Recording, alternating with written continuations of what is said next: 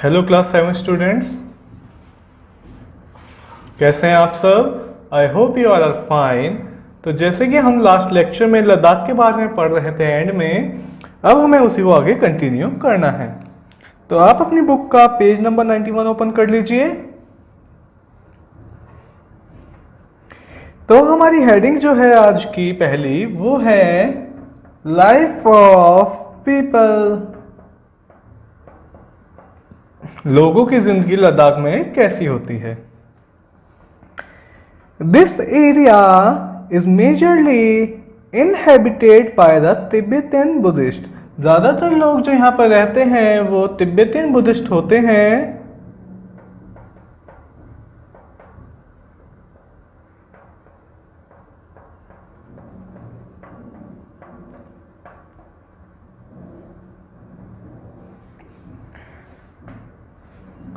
Ladakhis are very hard working people. जो लद्दाखीज हैं बहुत ज़्यादा मेहनती लोग हैं।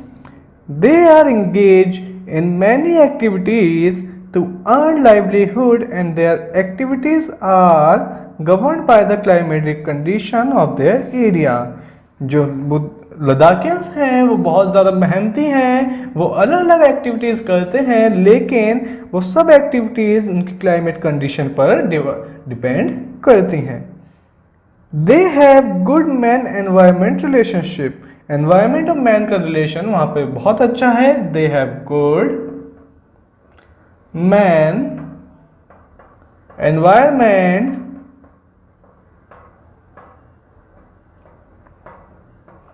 relation. Okay, and this helps to have a stable population। और वहाँ की बहुत ज़्यादा स्टेबल पॉपुलेशन है, ना ज़्यादा कम ना ज़्यादा बहुत ज़्यादा ना ज़्यादा कम। इसके बाद they are engaged in agriculture, animal rearing, handicraft and tourism। किस किस चीज में ये इन्वॉल्व रहते हैं। एक तो एग्रीकल्चर में, एग्रीकल्चर के अलावा ये रहते हैं एंगेज एनिमल्स रियरिंग में, जानवर चराना,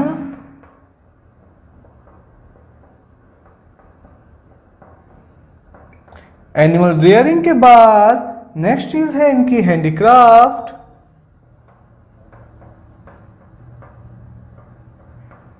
और हैंडीक्राफ्ट के बाद जो नेक्स्ट चीज है ये करते हैं मेनली टूरिज्म। ये चार चीजें हैं जो ये ज्यादातर करते हैं। इसके अलावा भी और भी चीजें करते हैं लोग, लेकिन मेनली ये चार चीजें ही आपका लोगों के पास अर्निंग का एक सोर्स है। Okay, they do agriculture activities mainly during summer. और एग्रीकल्चर एक्टिविटीज जो होती हैं ज़्यादातर समर में होती हैं, बिकॉज जब ठंड होगी तो वहाँ स्नोफॉल ज़्यादा होता है, और स्नोफॉल में फार्मिंग करना, एग्रीकल्चर करना मुश्किल है, बहुत ज़्यादा मुश्किल, एक तरह से नामुमकिन ही है। इसके बाद हम आगे देखेंगे they are also engage in weaving, knitting, wood carving etcetera. Weaving मतलब बुनाई, नाइटिंग मतलब जब वो किसी चीज को पहना करते हैं, या फिर वुड क्रेविंग लकड़ी को शेप देना, ये सब चीजें काम भी वो करते हैं।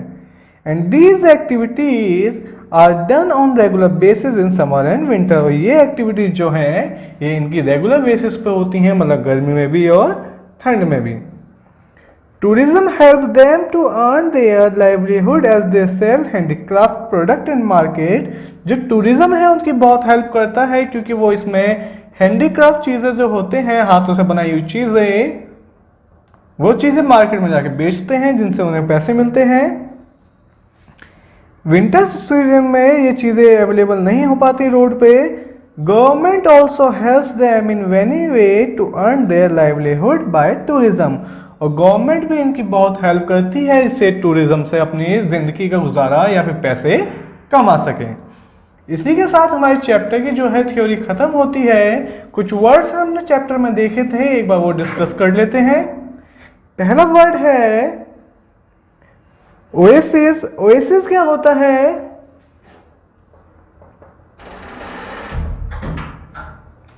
ओएसिस हमारा एरिया है पानी का या ट्रीज का डेजर्ट में, जिसे डेट पाम भी बोला जाता है। ओके। सेकंड है हाइड। हाइड का मतलब होता है एनिमल स्किन। इसके अलावा जीरोफैक्टमिक प्लांट, वो प्लांट जो ड्राई कंडीशन में भी ग्रो कर जाएं, वो जीरोफैक्टमिक प्लांट्स होते हैं। बोरोइंग, बोरोइंग होता है the making of long hole in the ground by small animal. जब छोटे छोटे एनिमल्स जमीन में खुदाई करके बहुत गहरे गड्ढे बना लेते हैं, उन्हें बोरोइंग बोलते हैं। और लास्ट वर्ड है हमारा nomad. People who keep on moving from one place to another place in search of food and water. वो लोग जो फूड और वाटर की खोज में एक जगह से दूसरी जगह मूव करते हैं, उन्हें नोमैड्स बोला जाता है। इसी के साथ हमारे चैप्टर की थ्योरी ऑफिशियल खत्म होती है। अब हमें इस चैप्टर की एक्सरसाइज करनी है। उसके लिए पहले आप एक बार इसे रिवाइज कर लीजिए, फिर हम एक्सरसाइज स्टार्ट करते हैं। तो चलिए क्लास, अब इस चैप्टर की हम एक्सरसाइज स्टार्ट करते हैं। पहली एक्सरसाइज है हमारे पास टेक द करेक्ट आंसर। पहला question, xerophytic plants are found in, xerophytic plants हमारे कहाँ मिलते हैं? लद्दाख डेजर्ट में मिलते हैं, सहारा डेजर्ट में मिलते हैं, प्लांट्स मिलते हैं, फिर नन ऑफ दिस। तो हमें पता है कि लद्दाख डेजर्ट ठंडा होता है, सहारा डेजर्ट गर्म होता है, और जीरोफिटिक प्लांट्स वही होते हैं जो ड्राई कंडीशन में ग्रो करें। तो ये हमें सहारा डेजर्ट में मिलते हैं। तो ऑप्शन नंबर सेकंड हमारा हो जाएगा यहाँ पर सही। नेक्स्ट देखेंगे अब हम, याक इज फाउंड इन, याक हमारी कहाँ मिलती है? क्या सहारा डेजर्ट में मिलती है, या लद्दाख डेजर्ट में मिलती है, या फिर कैक्टस, या फिर नन ऑफ दिस? तो हमें पता है कि याक हमारा एक ठंड का जानवर होता है, तो वो ठंड वाले इलाके में मिलेगा। ठंड का इलाका कौन कौन सा है? सहारा है या फिर लद्दाख है? लद्दाख है ठंड का इलाका। तो हमारा ऑप्शन नंबर सेकंड हो जाएगा हमारा सही आंसर। चलिए थर्ड स्टेटमेंट देखते हैं अब। Flora of the Sahara desert, Sahara desert की फ्लोरा क्या है? फ्लोरा हमें पता है फ्लोरा क्या होते हैं, वहां पर कैसे पेड़ प्लांट्स ये सब ग्रो कर रहे हैं, ये हमारे फ्लोरा होते हैं। तो क्या वो कैक्टस होता है, क्या वो एकासिया होता है, या फिर वो डेजर्ट होता है, या फिर both of these? Both of these मतलब option number first and second. तो हमारा जो होता है कैक्टस तो होता ही होता है हमारा डेजर्ट में। क्या एकासिया होता है? तो एकासिया भी होता है हमारा। इसी के साथ हमारा ऑप्शन नंबर कौन सा सही हो जाएगा? ऑप्शन नंबर फोर्थ हमारा यहाँ सही हो जाएगा। चलिए अब फोर्थ पे चलते हैं। फोना ऑफ द लद्दाख डेजर्ट, फोना मतलब एनिमल्स लद्दाख में कैसे होते हैं? क्या जकाल मिलते हैं, या लिजार्ड मिलते हैं, या फिर डीजो मिलते हैं, या फिर ऑल ऑफ दीज मिलते हैं? तो आप बताइए मुझे कि लद्दाख कैसी जगह है? ठंड की जगह है। ठंड में जकैल और लिजर्ड का मिलना बहुत ज़्यादा मुश्किल है, क्योंकि ठंड में वही जानवर मिलते हैं जिनकी स्किन पर बहुत ज़्यादा बाल हों। तो इसलिए यहाँ पर हमारा option number डीजो, that means option number third हमारा सही हो जाएगा। इसी के साथ हमारी पहली एक्सरसाइज खत्म हो गई। अब हम चलेंगे हमारी नेक्स्ट एक्सरसाइज की तरफ, जो कि है fill in the blank, that means fill ups. पहले हम रीड करेंगे, dash is the wool use for making warm cloth. ये वो वूल है जो कि गर्म कपड़े बनाने के लिए यूज होती है। तो हमें पता है वो कौन सी है, वो वूल है पश्मीना। तो पश्मीना वूल होती है जो कि बहुत ज़्यादा गर्म होती है, जो हमें शीप से मिलती है, और ठंड के एरिया में इसकी बहुत ज़्यादा ज़रूरत होती है। बहुत ज़्यादा कॉस्टली वूल होती है ये पश्मीना। शॉल आपने सुने होंगे, बहुत ज़्यादा कॉस्टली शॉल मिलते हैं। ऐसा बोला जाता है कि अगर आप एक रिंग लेंगे और उसमें से पश्मीना शॉल को निकालेंगे तो पूरा पश्मीना शॉल आराम से उसमें से निकल जाएगा, चाहे वो कितने ही बड़े एरिया का हो। ओके, नेक्स्ट क्वेश्चन है हमारा, next statement, dash desert has extreme summer. कौन से डेजर्ट में बहुत ही ज्यादा गर्मी होती है? तो हमने दो डेजर्ट पढ़े हैं, सहारा लद्दाख तो हमारा आंसर क्या हो जाएगा सही? सहारा डेजर्ट में गर्मी होती है और लद्दाख डेजर्ट में ठंड। थर्ड देखेंगे अब हम, dash desert has extreme winter. अब विंटर की बात करेंगे तो विंटर किसमें ज्यादा बुरे होते हैं, ज्यादा खतरनाक होते हैं? तो वो होते हैं हमारे लद्दाख डेजर्ट में। ओके, फोर्थ स्टेटमेंट की साइड आते हैं हम। फोर्थ है हमारी, plants in the Sahara desert have dash stems. कैसी पत्तियां होती हैं, स्टेम कैसी होती है जो कि हमारी सहारा डेजर्ट में मिलती हैं? तो वो होती है हमारी फ्लैशी। फ्लैशी का मतलब होता है जब किसी पत्ती में आप काट के देखिए उसमें बहुत अंदर पानी भरा होता है तो उसे फ्लैशी बोला जाता है, क्योंकि गर्मी की जगह पर पत्तियों को, स्टेम्स को अपना पानी इकट्ठा करके रखना होता है, इस वजह से वहां की स्टेम फ्लैशी होती हैं। Last fill up is dash is known as the ship of desert. किसको हम शिप ऑफ डेजर्ट बोलते हैं? तो वो है हमारा कैमल, क्योंकि कैमल कम पानी में भी बहुत ज्यादा लंबा सफर कर सकता है। ओके, दो एक्सरसाइज हमारी खत्म हुई। अब हम आएंगे हमारी नेक्स्ट एक्सरसाइज पर, जो कि है ट्रू एंड फॉल्स। पहली स्टेटमेंट रीड करते हैं। Flora of the Ladakh desert has long root. जो फ्लोरा है लद्दाख डेजर्ट की, उसकी लॉन्ग रूट होती है। तो ये स्टेटमेंट फॉल्स है, क्योंकि हमें पता है कि जब भी किसी पेड़ की, फॉर एग्जाम्पल यहां कोई पेड़ लगा है और दूर उससे पानी बह रहा है कहीं, तो ये स्टेम जो है उसकी अपने आप जगह ढूंढ ढूंढ कर लंबी हो जाएंगी। लेकिन कोई ऐसी जगह है जहां पे बराबर में ही नदी बह रही है पेड़ की, तो उसकी स्टेम तो छोटी होंगी। तो इस वजह से लंबा पानी दूर कहां पे होता है? सहारा डेजर्ट में, ना कि लद्दाख डेजर्ट में। तो ये स्टेटमेंट हमारी फॉल्स है। नेक्स्ट है हमारी, yak is found in Ladakh desert. Yak हमारी लद्दाख डेजर्ट में मिलती है। तो ये स्टेटमेंट बिल्कुल ट्रू है, क्योंकि हमें पता है याक के बहुत ज्यादा बाल होते हैं पूरी स्किन पर, इस वजह से वो ठंड के एरिया में सरवाइव कर सकती है। Next is, Ladakhis practice agriculture during winters.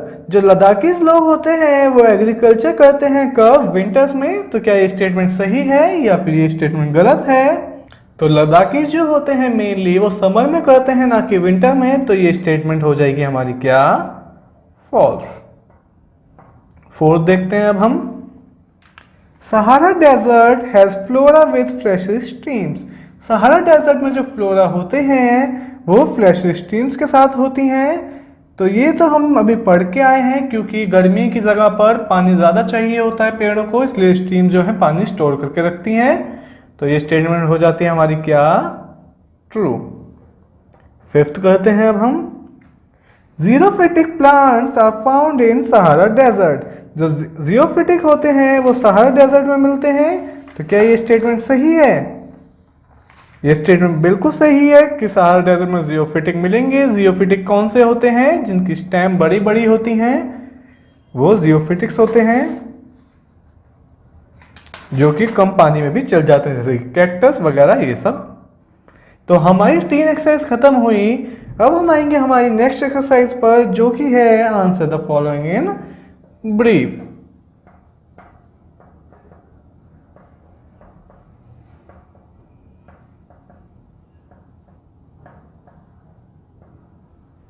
Next question है हमारा आंसर इन ब्रीफ का पहला question. Right the names of फोना फाउंड इन सहारा डेजर्ट। हमें उन एनिमल्स के नाम देने हैं जो कि सहारा डेजर्ट में मिलते हैं। तो सबसे पहला है हमारा कौन सा? कैमल। कैमल के अलावा दूसरा जो मिलता है वो है स्नेक्स। स्नेक्स के बाद जो थर्ड है वो है हमारा लिजर्ड।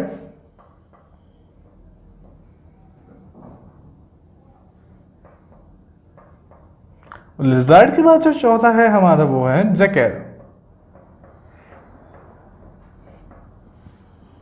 तो आप जानते हैं कैमल और जैकल जो होते हैं ये कम पानी में सरवाइव कर सकते हैं, जो स्नेक्स और लिजार्ड हैं इतने ज़्यादा छोटे होते हैं कि पत्थरों के पीछे छुप सकते हैं गर्मी से बचने के लिए, अपने आप को सरवाइव कर सकते हैं। ओके, इसी वजह से ऐसे एनिमल्स ही हमारे सहारा डेजर्ट जैसे कि कोई गर्म जगह पे मेनली मिलते हैं। ओके, नेक्स्ट क्वेश्चन देखते हैं अब हम। Write about the geographic location of Sahara desert.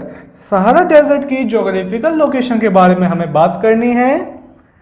The Sahara stretches from Red Sea. Sahara desert हमारा कहां से स्टार्ट होता है?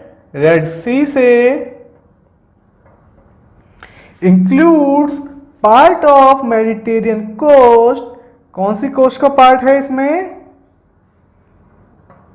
मेडिटेरियन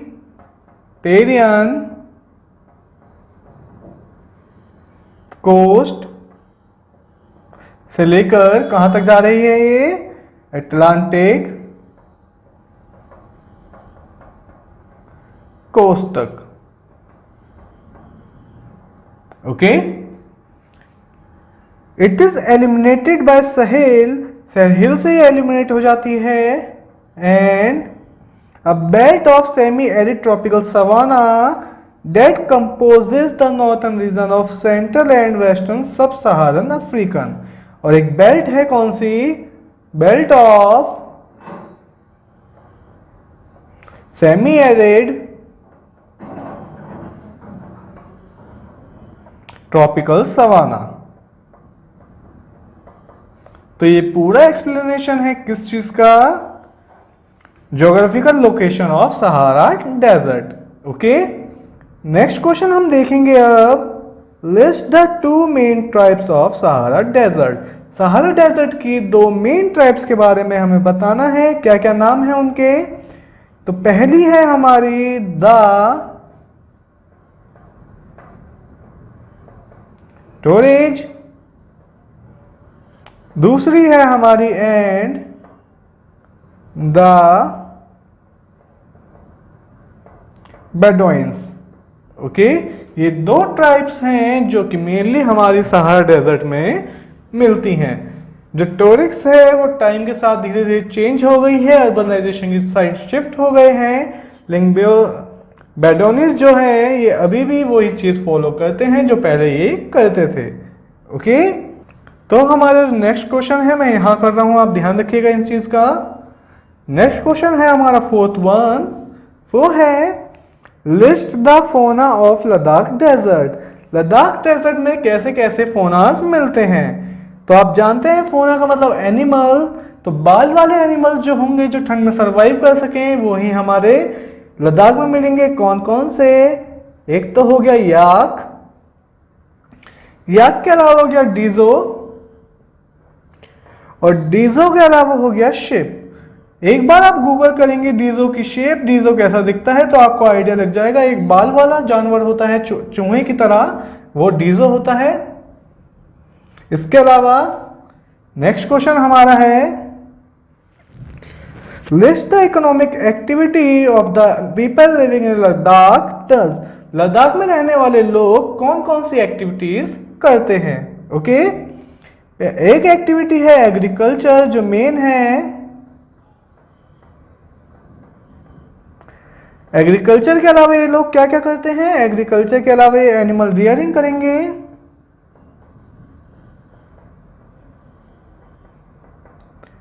एनिमल रियरिंग के अलावा ये knitting, weaving, handicraft and tourism इनका एक और मेन है।